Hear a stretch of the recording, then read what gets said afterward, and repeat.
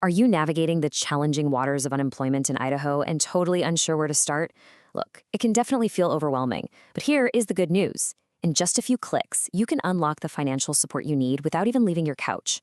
Welcome to this explainer, where we're going to transform all those complex state guidelines into a clear, straightforward roadmap so you don't miss out on any crucial support. If you're looking for a step-by-step breakdown of exactly how this system works without getting bogged down in endless legal jargon, you are in exactly the right place. We are going to guide you through the whole online filing process right now. Here's our agenda for today. Number 1, eligibility and the basics. Number 2, your application document checklist. Number 3, navigating the online platform. Number 4, filing weekly certifications. Number 5, common mistakes and FAQs. And finally, number 6, final tips and disclaimer. Okay, let's kick things off with Section 1, eligibility and the basics. Before we jump into the portal itself, let's build a solid foundation by understanding exactly who qualifies for this money in the first place. Basically, if you've recently lost your job through no fault of your own, or you saw a major reduction in your work hours, you're likely eligible. But there are a few specific wage requirements. The state looks at a 12-month time frame that they call a base period. To qualify, you need to have earned wages in at least 2 of the 4 quarters of that base period. Plus, your total wages across the whole thing must equal at least 1.25 times the wages in your highest earning quarter. It's also super important to note here that traditional unemployment insurance is not available for independent contractors or gig workers. To put all that into perspective, here is the magic number. $1,872. You literally must have been paid at least this amount in wages in at least one of those base period quarters to qualify in Idaho. If you hit this benchmark and meet the other criteria, you're golden. Moving right along to Section 2, your application document checklist. Trust me on this one. Having your information ready before you start prevents those incredibly frustrating system timeouts and makes the actual online application a total breeze. Gather everything on this checklist before you even open your web browser. You'll need your social security number, your driver's license or state ID, and your precise 2-year work history. And I mean exact business names, physical addresses, start and end dates, the whole shebang. If you're a non-US citizen, grab your alien registration number. Ex-military, you need your DD Form 214. Former federal worker, grab standard Form 8 or 50. Prepping this stuff now is the ultimate stress saver. All right, Section 3, navigating the online platform. Time for the main event. Let's see how to actually access the system safely. You're going to start at labor.idaho.gov/claimant portal. Now, right off the bat, you're going to hit the ID.me verification process. It's a mandatory security step to stop identity theft, and you simply can't bypass it. You'll sign in, verify your identity using multi-factor authentication, and then boom, you're redirected to fill out your claimant profile. This is exactly what you'll see first. If you are a completely new user, you'll need to hit Create an ID.me account. But hey, if you already have one from a past claim or a different agency, just pop in your email and password, and you're good to go. Next, they'll ask you how you want to receive your 6-digit authentication code, either a quick text or a phone call. Once you get it, just type it into the prompt.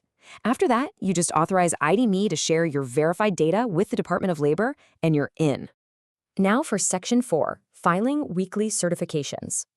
Earning your benefit is only half the battle, guys. To actually keep it coming, you have to file a weekly certification starting the Sunday after you filed your initial claim. This all revolves around your work search status. The state labels you as either work-seeking, employer-attached, or union-attached. My advice, always assume you have to be actively looking for work unless the state specifically tells you to stop. Oh, and don't forget to register a job seeker account at idahoworks.gov. The portal actually makes this weekly chore super easy. When you log into your dashboard, just look for this massive blue File Certification Application button. You literally can't miss it. Clicking this is how you report your progress and earnings for the previous week.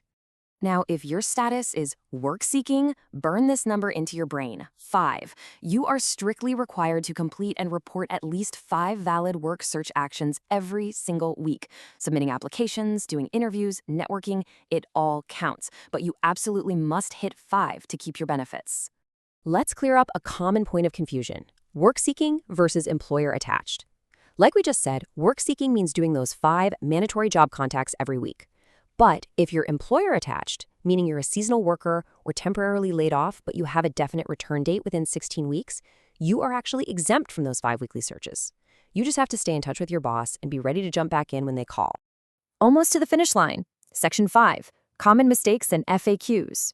Let's troubleshoot some pitfalls so you don't trigger any red flags.